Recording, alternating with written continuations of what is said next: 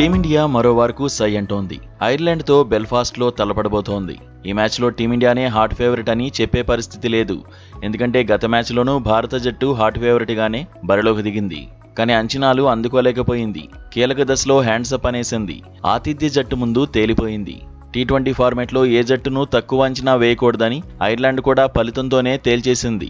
ఇప్పుడు సిరీస్పై ఐర్లాండ్ గురిపెడితే సిరీస్ను లెవెల్ చేయడంపై శ్రేయస్ అయ్యర్ సేన ఫోకస్ చేసింది.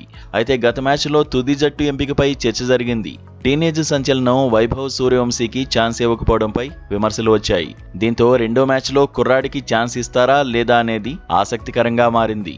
వైభవ్ బరిలో దిగితే ఓపెనర్గానే ఆడతాడు. అలాంటప్పుడు ఎవరిని తప్పించాలనేది టీం మేనేజ్మెంట్కు తలనొప్పిగా మారింది. టాప్ 3లో ఎవరిని కదిలించలేని పరిస్థితే ఉంది. ఒకవేళ సంజు శాంసన్ను తప్పిస్తే టీం మేనేజ్మెంట్ ట్రోల్ అవుతోంది.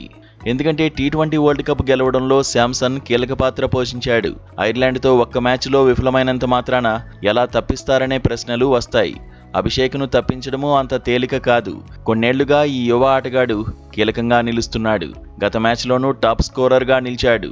రీఎంట్రీలో ఇషాన్ కూడా కీలక ఆటగాడిగా ఎదిగాడు.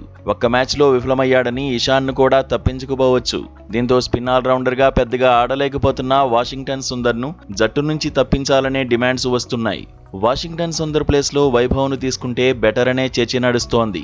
వైభవ్కు అవకాశం ఇస్తే సంజు, అభిషేక్లో ఒకరిని వన్డౌన్కు పంపాలనే వాదన వినిపిస్తోంది. బ్యాటింగ్ ఆర్డర్లో తిలక్ వర్మ ఎక్కడైనా ఆడగలడు. ఇప్పటికే వివిధ పొజిషన్లలో నిరూపించుకున్నాడు. దీంతో 4వ స్థానంలో శ్రేయస్ అయ్యర్, 5వ స్థానంలో ఇషాన్ కిషన్, 6వ స్థానంలో తిలక్ వర్మ ఆడినా సరిపోతుందనే చర్చ ఉంది. శివం దూబే, అక్షర్ పటేల్ బ్యాటింగ్, బౌలింగ్లోనూ అంచనాలు అందుకుంటే టీమిండియాపై ఒత్తిడి తగ్గుతుందని ఎక్స్పర్ట్స్ అభిప్రాయపడుతున్నారు.